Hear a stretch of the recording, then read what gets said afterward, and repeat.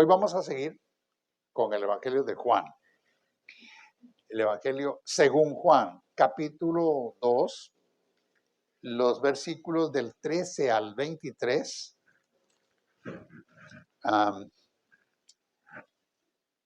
El tema es la purificación que Jesús hizo del templo. Los que tengan Biblia, ábranla allí en el Evangelio de Juan. Es el último de los 4 evangelios en el Nuevo Testamento. Capítulo 2, versículo 13. Dice esto: estaba cerca la Pascua de los judíos y subió Jesús a Jerusalén y halló en el templo a los que vendían bueyes, ovejas y palomas y a los cambistas allí sentados. Había 2 tipos de negocios, los que vendían y los que cambiaban. Y haciendo un azote de cuerdas, echó fuera del templo a todos. Y las ovejas y los bueyes esparció las monedas de los cambistas y volcó las mesas. Y dijo a los que vendían palomas: quitad de aquí esto, y no hagáis de la casa de mi padre casa de mercado. Entonces se acordaron sus discípulos que estaba escrito: el celo de tu casa me consume. Esta es una referencia al Salmo 69:9, donde estaba ya dicho eso. Verso 18. Y los judíos respondieron y le dijeron: ¿qué señal nos muestras ya que haces esto? Respondió Jesús y les dijo: destruid este templo y en 3 días lo levantaré. Dijeron luego los judíos: en 46 años fue edificado este templo y tú en 3 días lo levantarás. Mas él hablaba del templo de su cuerpo. Por tanto, cuando resucitó de entre los muertos, sus discípulos se acordaron que había dicho esto y creyeron la escritura y la palabra que Jesús había dicho. Bueno, dejemos aquí la lectura y vamos a declarar lo que la palabra de Dios nos dice. Levante su Biblia, dígalo conmigo. Señor, mi Dios, esta Biblia es tu palabra revelada a los hombres. Ella dice todo lo que yo necesito saber de ti. Por ella te conocí. Ahora soy salvo, soy perdonado, soy nueva criatura. Mi vida ha cambiado y aún sigue cambiando. Si comparto tu palabra con otras personas, ellos igual que yo también pueden cambiar. Gracias, Señor, por tu palabra eterna, infalible y sin error. En el nombre de Jesús. Amén. Bueno, hoy vamos a hablar acerca del desvío que había hecho los líderes y los comerciantes del propósito del templo. Quiero decirles primero que Jesús no se agrada de los que sacan provecho de la fe de la gente. Hay una verdad central que vamos a estar enfatizando hoy y es que Dios anhela la pureza y la sinceridad en la oración y en la adoración. Una vez un hombre que asistía a la iglesia me dijo: yo vine a este país a hacer dinero y voy a estar siempre donde hay dinero y voy a hacer lo que sea necesario hacer para hacer dinero. Tiempo después se fue de la iglesia porque pues las demandas de Dios eran muy severas sobre su estilo de vida. Y bueno, uno dice, uno como pastor los ministra a todos, les da el consejo de la palabra a todos, pero el Señor dice: por sus frutos los conoceréis. Hay muchas formas de hacer dinero. Los cambistas en el templo eran cambiando moneda y los vendedores de animales para el sacrificio eran vendiendo. Pero hoy, pues hay otras formas. Hoy muchos hacen dinero engañando a la gente, haciendo fraude, haciendo negocios corruptos. Pero si volvemos al hecho cuando Jesús limpió el templo, lo que a él le indignó fue el comercio con la fe de la gente. No es que no le interesara las cosas malas que la gente hace, pero lo que pasa es que dentro de su templo lo habían convertido en mercado. Ya no era el lugar de adoración, era el lugar de ir a hacer negocios, de ir a hacer dinero. Ahora, hay una forma correcta de hacer dinero, por supuesto, y es trabajando mucho, trabajando con esfuerzo, con honestidad, utilizando las capacidades que Dios le ha dado a cada quien. Muchos son muy talentosos para muchas cosas. Bueno, eso es lo que Dios les ha dado como recurso para hacer dinero. Si las cosas son correctas, se puede hacer riqueza, porque dice la palabra que la bendición de Jehová es la que enriquece y que con ella no añade tristeza. Así que, bueno, miremos un poquito los protagonistas de este evento de Jesús. Estaba Jesús entrando al templo y los cambistas que habían utilizado el templo como mercado, los que vendían animales para el sacrificio. No eran animales perfectos.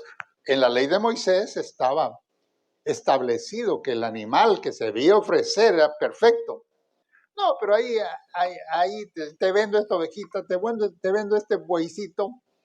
No está muy bueno, pero te lo vendo, te lo doy barato para que lo puedas ofrecer. Dentro, en el atrio, esto tenía lugar en lo que se llamaba el atrio de los gentiles. Y esa era una puerta donde los que no eran judíos podían llegar y adorar. Pero, pues, ahora estaba ocupado por otras cosas.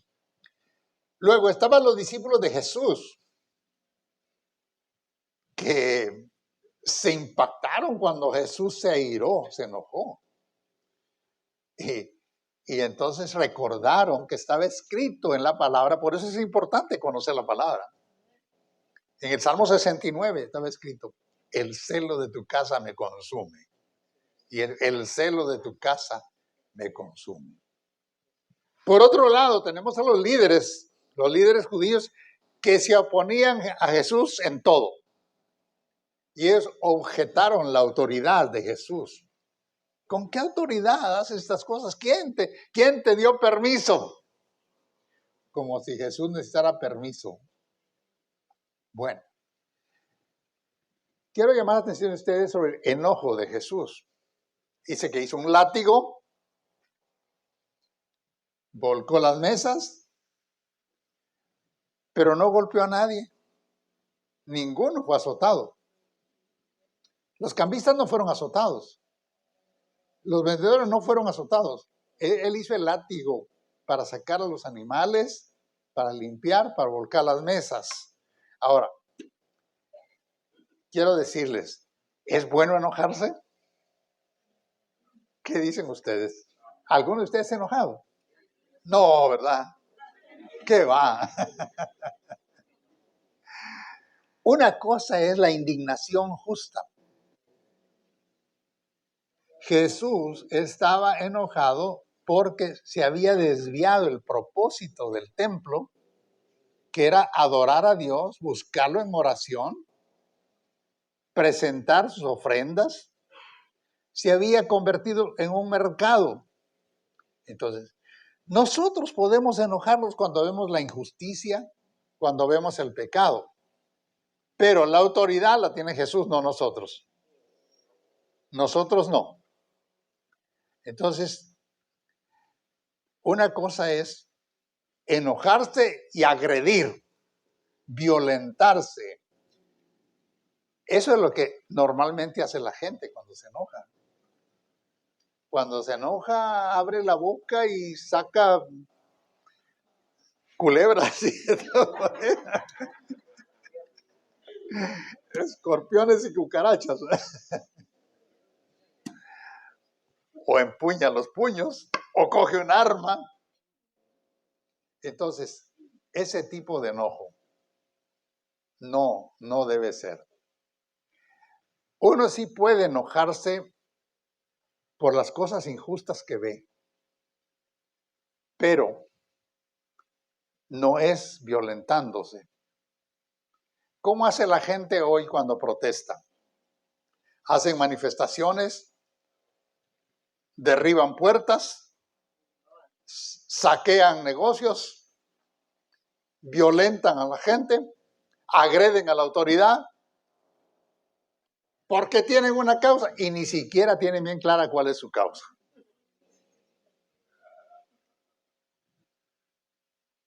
Solo porque a dónde vas, Vicente, dónde va la gente, ¿no? O porque quieren robar, o porque simplemente quieren hacer presencia. Y muchas de sus causas no son justas. Enojados y violentados por defender una causa que no es justa.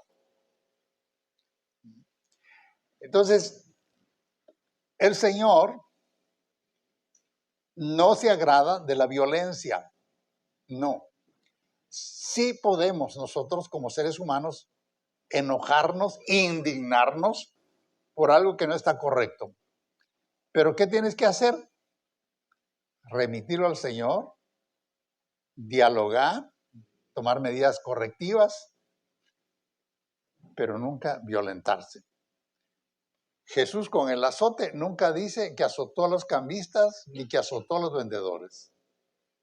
Hizo el azote para los animales, para sacarlos de ahí. Bueno, entonces, el Señor, ¿qué hizo? Sacó todo aquello que contaminaba y que impedía la legítima adoración al Señor. Por eso dijo, mi casa, casa de oración es, y ustedes la han hecho casa de mercado para hacer negocio, ¿no? Y uno se pregunta, ¿cómo se practica hoy el comercio de la fe? Porque usted me va a decir, eso pasó cuando Jesús estaba en la tierra y hoy, pero hoy es otro tiempo. Sí, es otro tiempo, pero el espíritu y los intereses y la codicia humana sigue siendo la misma. ¿Cómo se practica hoy el comercio de la fe? Miren, eso fue lo que provocó en el año 1517, lo que ya hemos dicho, la acción de Martín Lutero cuando clavó sus 95 protestas en el Palacio de Wittenberg en Alemania. ¿Y cuál era lo que más le molestaba de todo? Que se vendieran las indulgencias.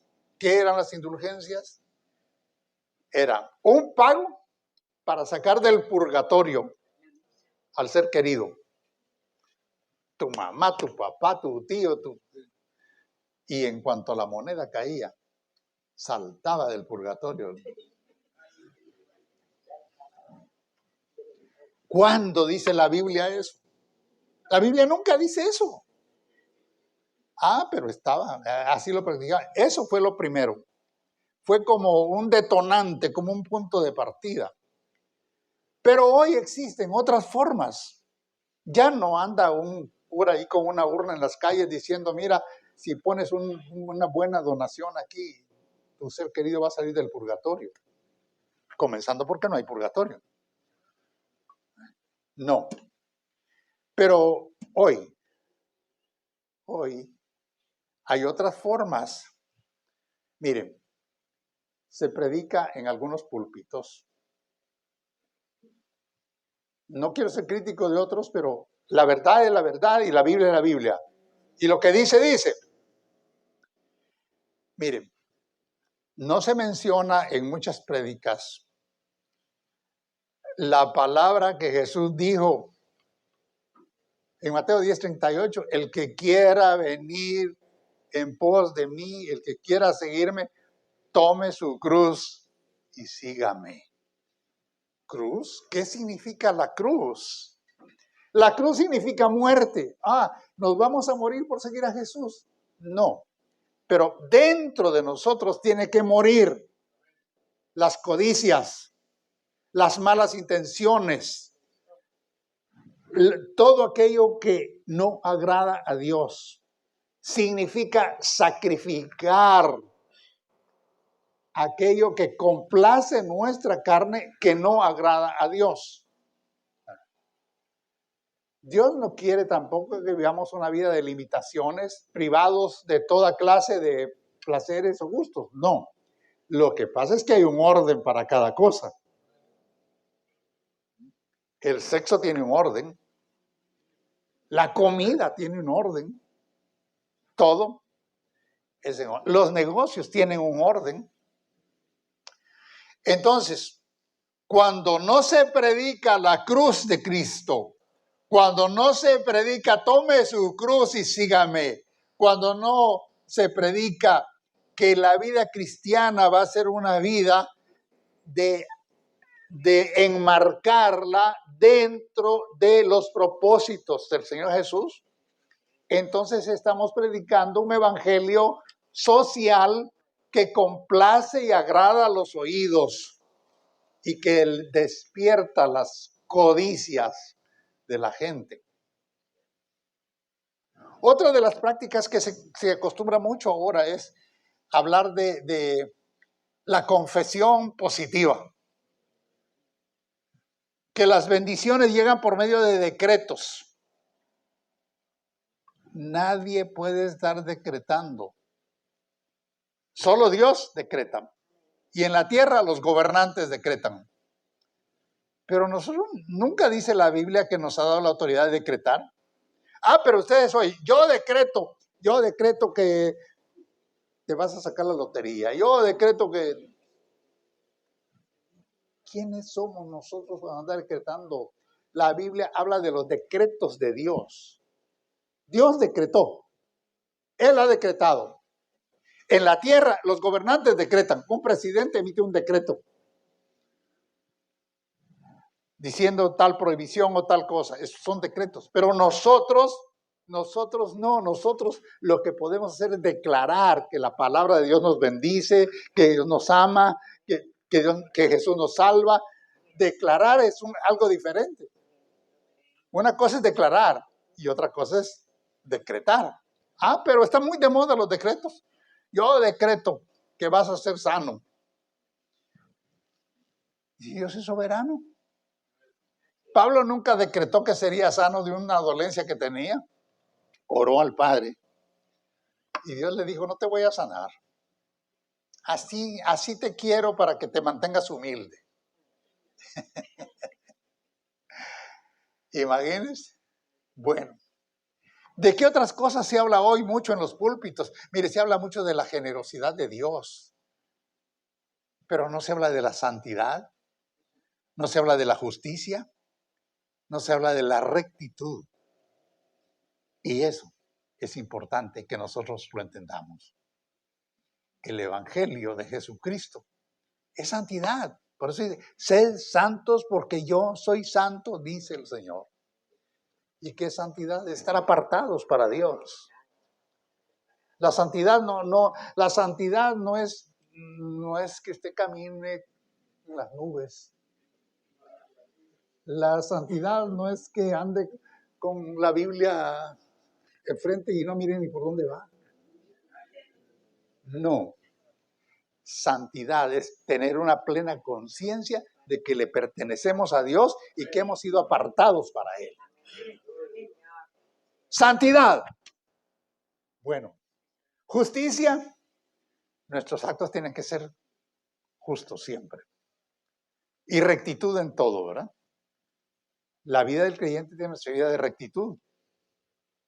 Nada de negocios chuecos o cositas así. Nada. Rectitud. Entonces, si no caemos en lo del hombre que me dijo, yo voy a estar donde esté el dinero. ¿Qué más? Bueno, ¿Se habla del amor de Dios? Claro, ¿y por qué no vamos a hablar del amor? Dios es amor, lo dice.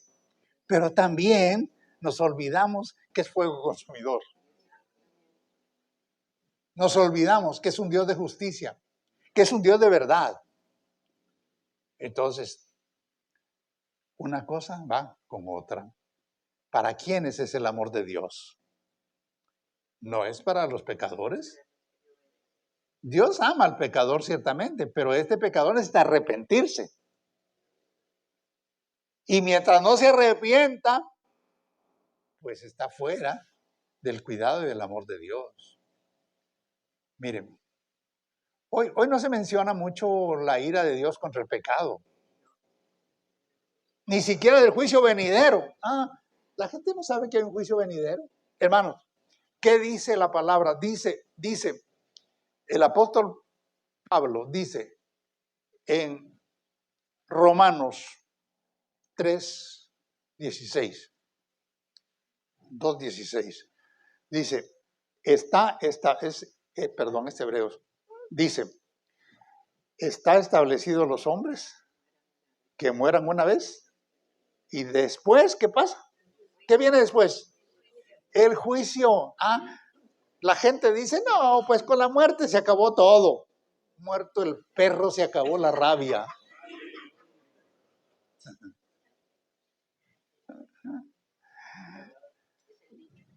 Es el decir de la gente, ¿verdad? Pero la Biblia, ¿qué dice? Dice, después de la muerte estamos sometidos a un juicio. Quizá no va a ser de inmediato, va a ser un tiempo cuando Jesús venga a juzgar a los vivos y a los muertos. Pero va a haber un juicio y hay que entregarle cuentas a Dios.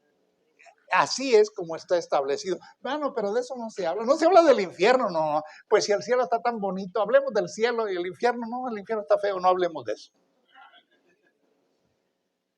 Jesús dijo que hay un infierno.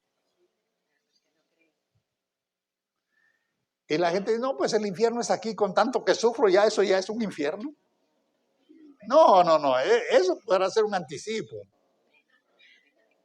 Pero el infierno es un lago de fuego, es un lugar de tormento. Hay que predicar eso también, hermanos. Si solo endulzamos los oídos de la gente, vamos a llenar los auditorios de multitudes que quieren solo oír cosas bonitas y gratificar sus oídos. Sí, ese es el evangelio de la prosperidad. Ciertamente Dios no quiere que sus hijos vivan miserablemente, por supuesto que no. Hay promesas de bendición, pero ya les dije al principio, ¿cómo se prospera? Primero, creyéndole a Dios que tu esfuerzo y que tu trabajo va a ser prosperado y que va a ser bendecido. No es viviendo de la fe del prójimo. No, es viviendo de tu propia fe. Bueno, entonces tampoco, ¿sabe qué? No se enfatiza mucho el perdón y el arrepentimiento. ¿Cuál fue el mensaje de Juan el Bautista? Arrepentidos, arrepientas. ¿Y cuál fue el mensaje de Jesús? Arrepentidos. Predicando el evangelio de arrepentimiento. ¿Y qué es arrepentimiento?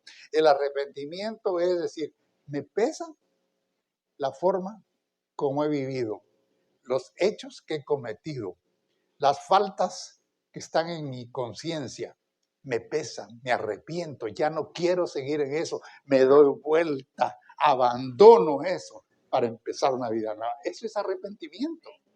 Entonces, mientras no hay arrepentimiento, no, pues hay cosas bonitas. Dios te va a bendecir, Dios te va a llenar los bolsillos, Dios te va a dar una casa nueva, Dios, todo lo que quieras. Y todo es legítimo por la vía correcta de lo que Dios quiere dar. No es como les dijera yo, no es una fachada, no es una máscara, no es algo superficial. El trabajo de Dios en nuestra vida es a fondo, comienza adentro y de adentro se va a expresar para afuera. Entonces, hermano, ¿hay perdón en Cristo? ¿Y quién es el único que te perdona? No es el cura cuando te confiesas, ¿verdad? Es el Señor que perdona. Él les dijo a Jesús les dijo a sus discípulos que era importante el arrepentimiento. Ahora, déjenme decirles, bueno, volvamos al templo, a lo que Jesús entró. ¿Qué había? Los sacerdotes eran los ministros de Dios que estaban llamados para interceder, dirigir, presentar a Dios los sacrificios del pueblo. Y cuando Jesús llegó, ¿qué encontró?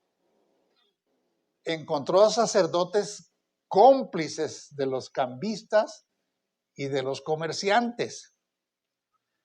Yo me imagino que rentaban espacios como hacen en la pulga, ¿no? ¿Cuántos metros quieres? Así te va a costar. ¿Y la adoración? ¿Y la palabra? ¿Dónde estaba? ¿Dónde estaba? Lo habían comercializado, hermanos. Es cosa terrible comercializar la fe. El Evangelio de Jesucristo no es comercio, es vida, es paz, es gozo, es libertad, es restauración, es vida eterna. Eso es el Evangelio. Entonces, bueno, ya los sacerdotes habían desviado totalmente el propósito para el cual habían sido establecidos. Y yo pregunto hoy, ¿cuál es la función ministerial ahora? Decirle a la gente, mire, traigan ofrendas a granel, mejor si vienen en carreta, porque... Y entonces van a ser bendecidos. Hermano, el dar del creyente es de gozo, es de identificación, es de gratitud. Yo quiero ver en ustedes corazones dadores, manos abiertas. Sí, claro que sí. Pero no son para enriquecer al pastor. No. Ustedes saben que mi vida está abierta para todos y saben cómo vivo. No es para enriquecer al pastor, es para llevar adelante la obra. Es para extender el reino de Dios. Es para que las almas se salven. Es para todo lo que el Señor quiere hacer en su obra. Entonces, ¿cuál es la función? ¿Cuál es la función? Ya para aquellos, ya no era la buena disposición de presentar al pueblo los sacrificios, la adoración. No, era, anda a comprarte ahí tu buey cojo, choco, lo que sea, y te lo traes. Y llegaban los de Turquía o los de qué sé yo de dónde con monedas extranjeras. Aquí te lo cambiamos. ¿A cómo está el cambio? Ah, pues está al 8 por 1. Está...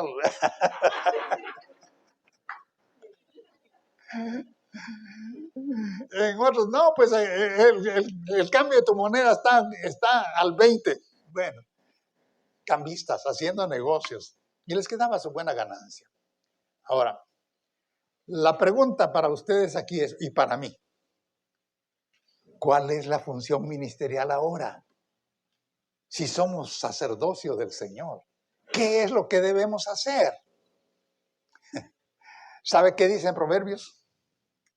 En Proverbios 27, verso 23, si nos ayudan ahí y lo proyectan, dice, sé diligente en conocer el estado de tus ovejas. Sé diligente en conocer el estado de tus ovejas y mira con cuidado por tus rebaños. ¿Qué es ser diligente? Es ser esforzado, interesado, trabajar, buscar, que todo marche bien. Esa es la función ministerial ahora. ¿Y qué dice el apóstol Pedro? El apóstol Pedro va más allá. Primera de Pedro, capítulo 5. Del verso 2 al 4. Nos ayudan ahí. Apacentad la grey de Dios que está entre vosotros, cuidando de ella, no por fuerza, sino voluntariamente. Nos proyectan ahí, 1 de Pedro 5, 2 al 4. No por ganancia deshonesta, sino con ánimo pronto. Esa es buena disposición. No como teniendo señorío sobre los que están a vuestro cuidado. Pues ya lo tenemos aquí. No como teniendo señorío sobre los que están a vuestro cuidado, sino siendo ejemplo de la grey. Más. Y cuando aparezca el príncipe de los pastores, ¿quién es? Vosotros recibiréis la corona incorruptible de gloria. Hay una recompensa. No se trata de sacarle el dinero a la gente a la fuerza o con motivaciones ajenas a los propósitos de Dios. Hay que trabajar y servir. Entonces, mire, ¿qué dice el apóstol Pedro cómo es el trabajo ministerial? Dice que es con cuidado voluntario. Nadie te obliga, es voluntario. Los pastores somos voluntarios del Señor. O así deberíamos ser, voluntarios. ¿Por qué Él los llama? Él los llama y ¿a cuántos llama y no contestan? Pero aquel que contesta y le dice, sí Señor, yo te voy a seguir, voy a estar, te voy a servir. No está anteponiendo primero sus intereses. No está diciendo, ¿y en qué mansión voy a vivir? ¿Qué carro voy a manejar? ¿Cuánto me van a pagar? ¿A dónde voy a viajar? No está diciendo eso. Señor, te voy a servir.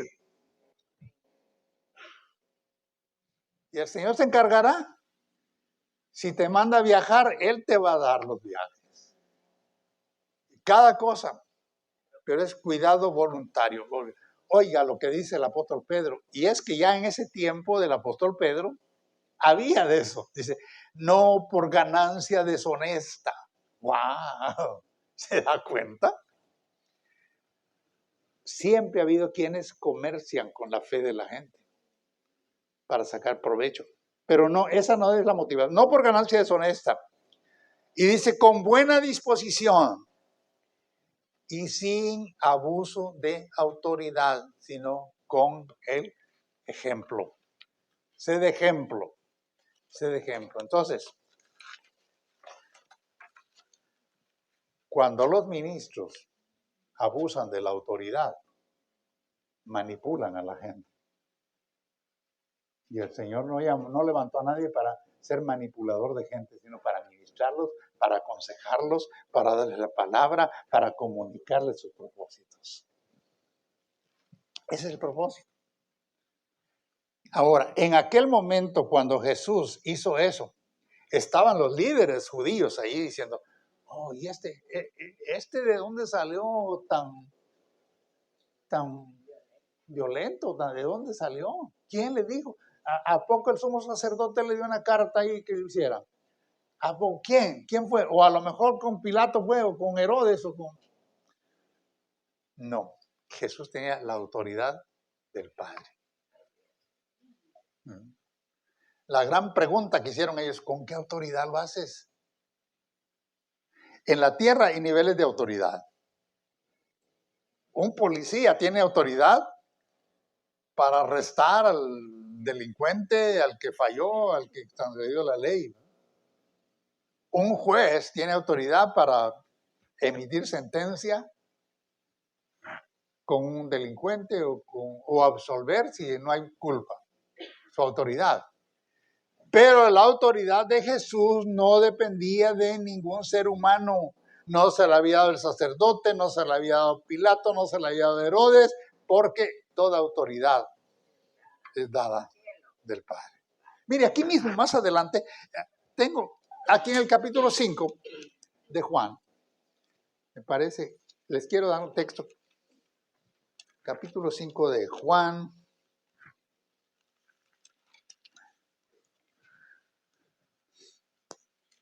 Dice, El verso 19. Respondió Jesús y les dijo, de cierto os digo, no puede el Hijo hacer nada por sí mismo, sino lo que ve hacer al Padre, porque todo lo que el Padre hace, también lo hace el Hijo igualmente. ¿Cuál era la fuente de autoridad de Jesús?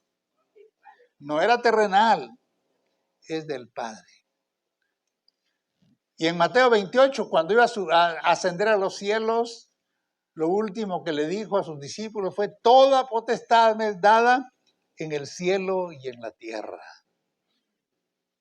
Y ya, por tanto vayan en mi nombre.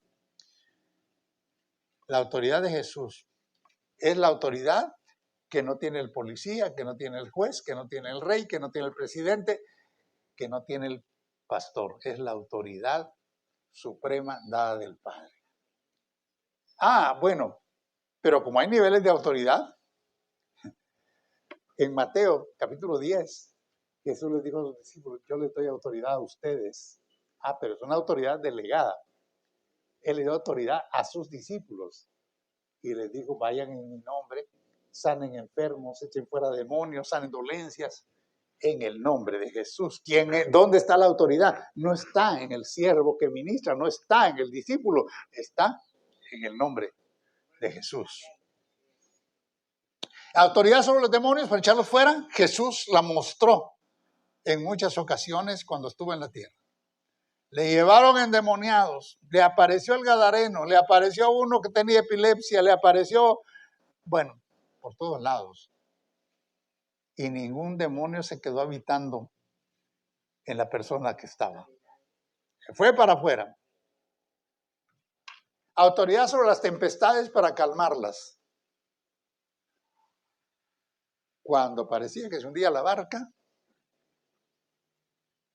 Jesús le dijo, cállate, enmudece. Y se hizo grande bonanza. Autoridad. Autoridad para dar vida a los muertos. ¿Cómo sí? Resucitó a Lázaro. Resucitó a la hija de Jairo. Resucitó al hijo de la viuda de la ciudad de Naín.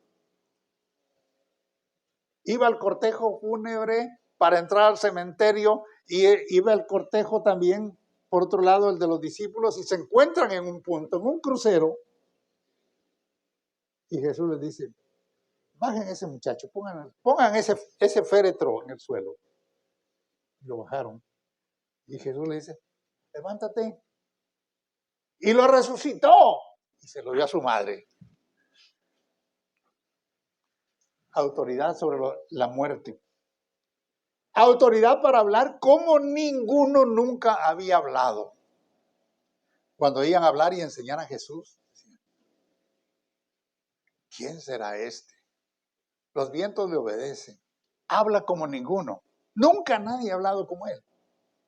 Esa es la autoridad de Jesús. Y yo te quiero decir hoy, nunca nadie te ha hablado como Jesús.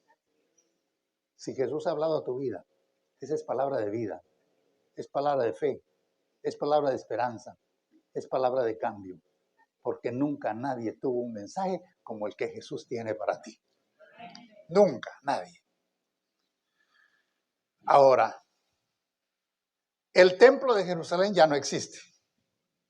Fue derribado en el año 70 por el mariscal Tito y como él dijo, no quedó piedra sobre piedra. Fue derribado. Pero cuando Jesús les dijo, derribad este templo y en 3 días lo edificaré, no estaba hablando de ese templo físico, estaba hablando de su cuerpo. Claro, ni siquiera sus discípulos entendieron ese mensaje. Menos los líderes, menos los opositores de Jesús. Y dicen, mentiroso, 46 años llevó a construir este templo y tú dices que lo vas a derribar en 3 días y lo vuelves a hacer. Porque no entendían que estaba hablando de su propio cuerpo, que iría a la cruz, que sería destruido, pero que al tercer día se levantaría. ¿Y dónde está el templo ahora entonces? Mire lo que dice el apóstol Pablo en 1 Corintios 3:16. Dice, ¿no sabéis que sois el templo de Dios y que el Espíritu de Dios mora en vosotros? Si alguno destruye el templo de Dios, Dios le destruirá a él. Porque el templo de Dios, el cual sois vosotros, es santo. Jesús quiere templos limpios. Y así como Jesús limpió aquel templo,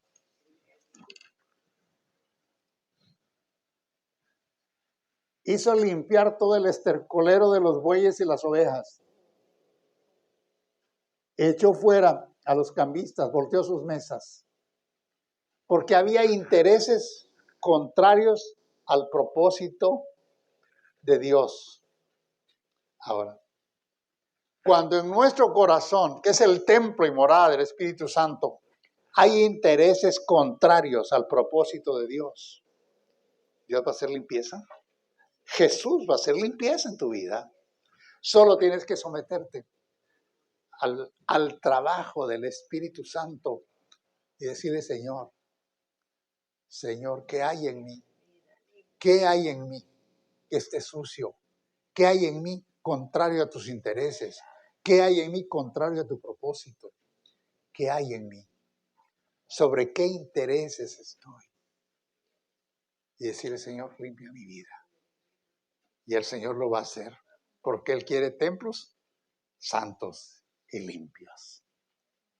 Así que esta mañana le vamos a decir al Señor, aquel templo que Jesús limpió, físicamente no existe, pero hoy existe un templo en mi vida, en mi corazón, donde el Espíritu Santo de Dios mora.